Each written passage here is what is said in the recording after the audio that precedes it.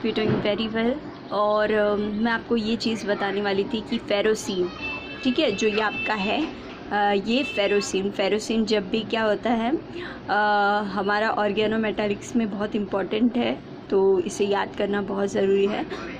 H1 NMR spectra जो होता है CP2 फेरोसीन कॉम्प्लेक्स का एट 30 डिग्री सेल्सियस और 80 डिग्रीज में क्या होता है इन ईथर, तो वो फ्लोक्सोनल मॉलिक्यूल ड्यू टू हैप्टिसिटी रिंग होता है, ठीक है। और ये है 1 2 3 4 5 1 2 3 4 5 यहाँ पर है।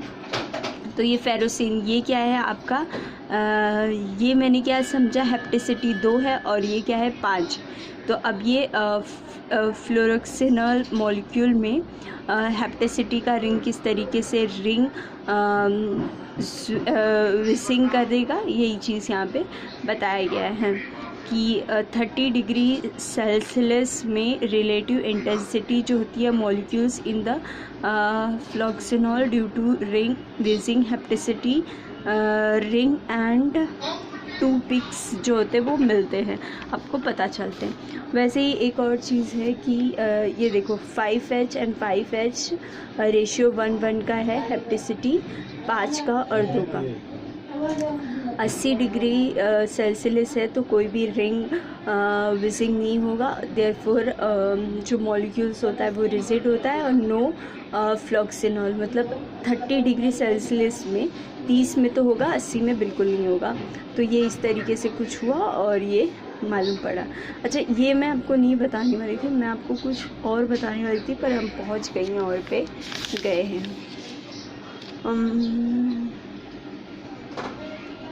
हाँ, मैं आपको ये बताने वाली थी, देखो कि ये जो सवाल है 55, ठीक है, 55 का। तो चलिए हम सवाल एक बार पढ़ लेते हैं, फिर उसके जवाब को भी जानना बहुत आसान हो जाएगा। एक वाई इंटरसेप्ट जो ऑब्टेन्ड हुआ है, मतलब मिला है फ्रॉम अ प्लॉट, जो विस्कोसिटी है। विस्कोसिटी बहुत इम्पॉर्टेंट पार्ट होता है कहाँ का, पॉलीमर्स का। विस्कोसिटी आया तो मुझे बिल्कुल याद आ गया। Of a series of a polymer solution, बिल्कुल बता भी दिया है कि viscosity polymer solution against the concentration C क्या है 0.05। द प्रोपोर्शनलिटी कांस्टेंट जो है K क्या है exponent of the polymer solvent pair जो है 5 × 10⁻⁻5 एंड 0.5 रिस्पेक्टिवली। अच्छा, 3 वैल्यूज़ दिए, 0.5 दिया है, के कांस्टेंट दिया है 5 × 10⁻5 एंड 0.5 भी बताया है। The molar mass of the polymer G mole minus. अच्छा, ये यूनिट है, ये एकदम याद रखना, इसी से आपको निकालना है। अब यहाँ पे कुछ उसके क्या दिए हुए हैं, आपको आंसर दिए हैं 9 आएगा, 10⁻9, 6, 5 या 7 आएगा। अब देखो ये हम जाने इससे पहले आपको ये पता होना चाहिए कि molar mass in presence of viscosity, molar mass of the polymer क्या होता है। पॉलीमर आज हम एक और सवाल कर ले रहे हैं, ये आपको एकदम अच्छे से याद रहे, जैसे मैंने ऑलरोड रोशो इलेक्ट्रोनेगेटिविटी याद की। तो देखो ये दिया हुआ है प्रोपोर्शनलिटी कांस्टेंट, वो है 5 × 10⁻5 एन जो नंबर है वो क्या है 0.05 और ए जो है वो 0.5 है। तो हम since the molar mass of the polymer कुछ चीज़ें याद रखनी होती है, इसलिए याद रख रहे हैं हम लोग। m = N/K L/A, ठीक है। क्या हुआ, L है कि ये 1 है, ओके 1 है, ठीक है। अब हमने क्या किया इसको, क्योंकि ये 100 बनेगा ना, तभी तो 0.5 से ये 5 दूनी 10, तभी तो ये डिवाइड होगा, ठीक है। अब हमने 0.5, मैंने यही चीज़ क्यों करवाया था कि 1 2, तो ये क्या हो जाएगा माइनस 0.5 क्या हो जाएगा -2 और ये 5 है ये, तो अभी 2 है और 5 है, तो 3 आने वाला है, डिवाइड का मतलब क्या, माइनस, ठीक है। ज़्यादा वो चीज़ें याद नहीं करना, आप ऐसे से करेंगे।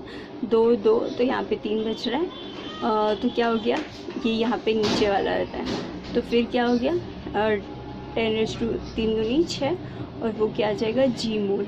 There for the molar mass of the polymer 10⁻6 g mole -1।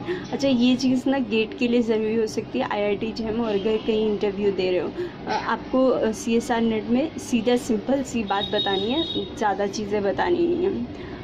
अब ये केमोब्सॉर्प्शन जो है, ये आपको पता ही है, मतलब ये एक तरीके का क्या है, बायो इनऑर्गेनिक का है। मुझे कोई ख़ास इसमें अभी दिलचस्पी है नहीं, तो मैं आपको ये नहीं बताना चाहती हूँ। वैसे ही मैंने ये भी चीज़ किया, ट्राइगोनल क्या है, SO3 2-, तो ये क्या हो जाता है, H2SO4, ठीक है। तो sp3 है, तो ये पिरामिड जैसे लग रहा है, तो ट्राइगोनल बाइपिरामिड है। और ये जो है आपका CO3 2-, पर ये क्या है, S डबल बॉन्ड होनी है, तो ये क्या है, ट्राइगोनल प्लेनर, इसमें कोई O जो है ऑक्सीजन ऐसा नहीं बन रहा है। और उसके बाद मैंने इसे स्क्वायर प्लेनर की बात पता लगाई। और ऑलरोड रोशर इलेक्ट्रोनेगेटिविटी का साइन ये होता है, और 0.359 Z इफेक्टिव ये होता है आपका एटॉमिक नंबर, और 0.74, और वो Z इफेक्टिव का भी होता है, 1/r² का भी होता है, इसलिए मान करके ये रखते हैं। That's all in this video, और मेरा बैटरी भी ऑफ होने वाला है।